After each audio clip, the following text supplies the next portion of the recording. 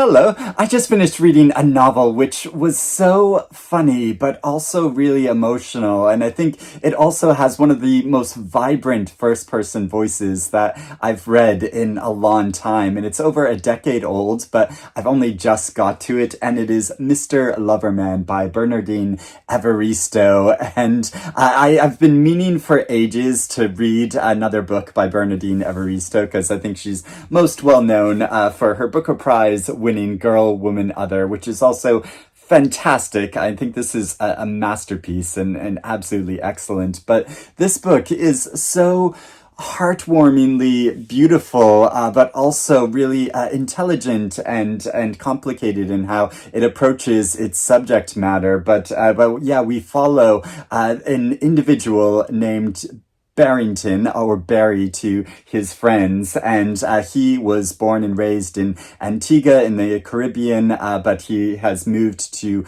the United Kingdom, and he's lived in London for most of his life with his wife Carmel, and they have two now adult daughters together.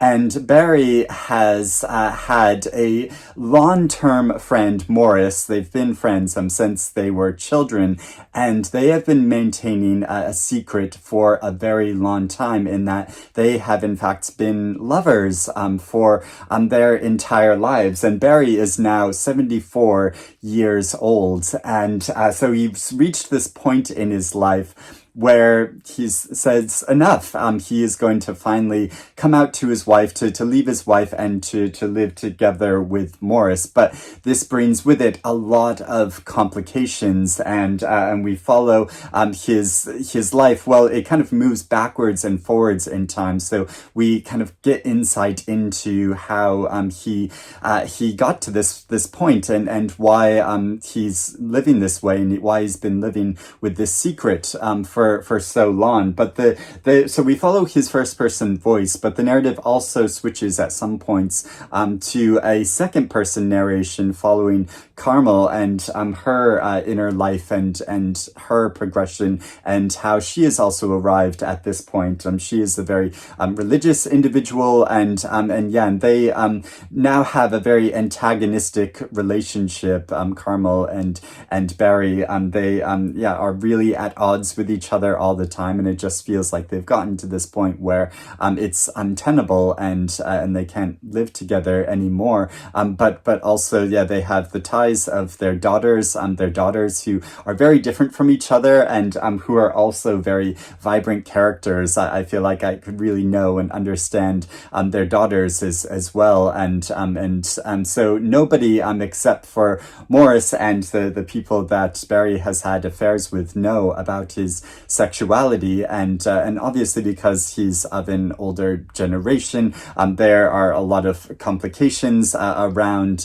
coming out and living openly and honestly, even though for many years they will have been able to live together openly. It's the process of coming out is really, really difficult, especially for someone from an older generation. But the way his narrative flows, he is so witty and intelligent, but also like his turns of phrase are just like a pleasure to read. And even when he's discussing like really serious subject matter and emotional subject matter, the way he describes his own experience and his point of view is just so funny and engaging that it just makes this like such a pleasure to read. And but also like he's a complicated individual that in some ways he has like progressive ideas and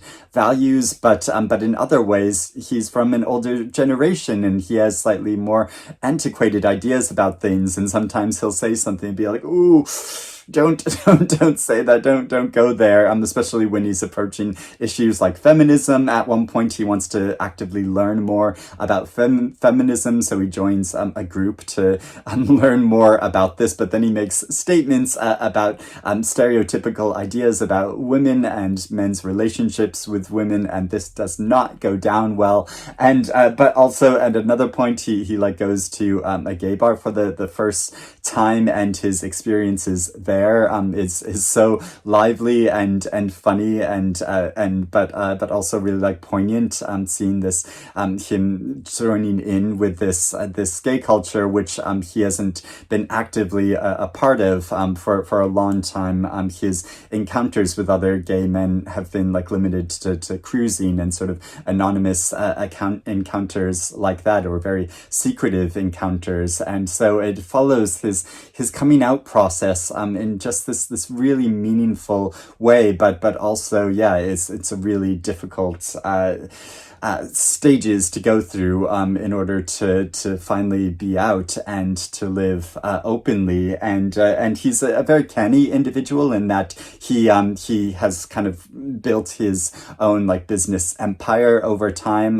like a number of people did in like the 70s and 80s in London, bought up property and kind of did it up over time, and property prices have gone way up over time. So he's very well set and in his life, and kind of very financially successful, but lives fairly humbly. But he's also prone to drinking. He loves a good drink, and this sometimes gets him into trouble. And so it's really like heartrending, following when he kind of goes overboard and has chaotic encounters because of having drunk so much. But it's also just so beautiful, like following his relationship with Morris over time, because they are in many ways just like a sort of like old couple, that they like bicker frequently with each other, but obviously it's been a long-standing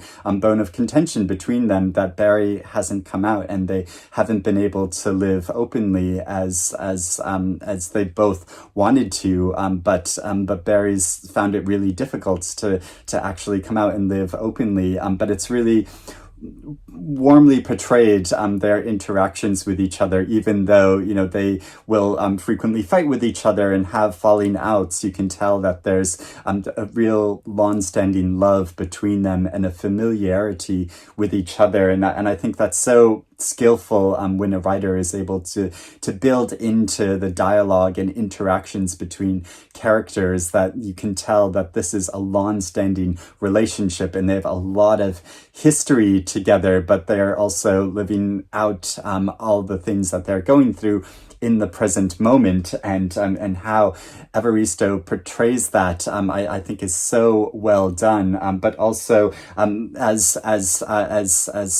individuals from the Caribbean who have been living in Britain and following his experiences as someone who has felt like the pressure of being a ethnic minority in a country that's largely white, and how he's like navigated that, like even with the way he uses language. He comments at some point that he'll use his voice of his Antiguan turns of phrase, but when he'll be speaking with other people, especially white people, that he will kind of modify the way that he uses language to speak to because it kind of like smooths out the interactions, and so it's so fascinating following that, but also really I think it's really emotional following Carmel's journey as someone who is strongly religious and believes, because of her religious beliefs, feels that she must remain with her husband, that they shouldn't break up with each other, even though their relationship has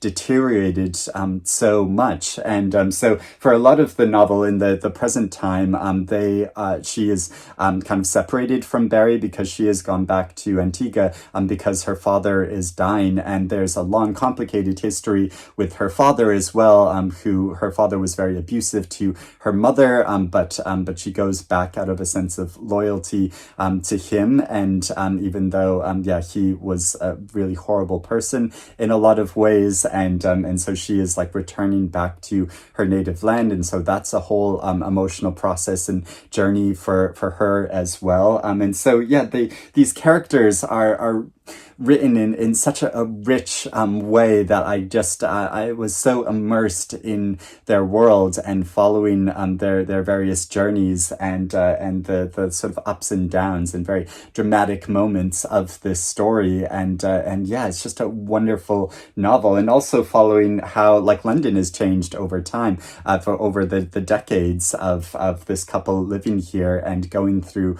a lot of different changes and experiencing how different areas of the city have developed over time, and how it follows that, I think, is really clever and fascinating as well for someone who has lived in London for a really long time.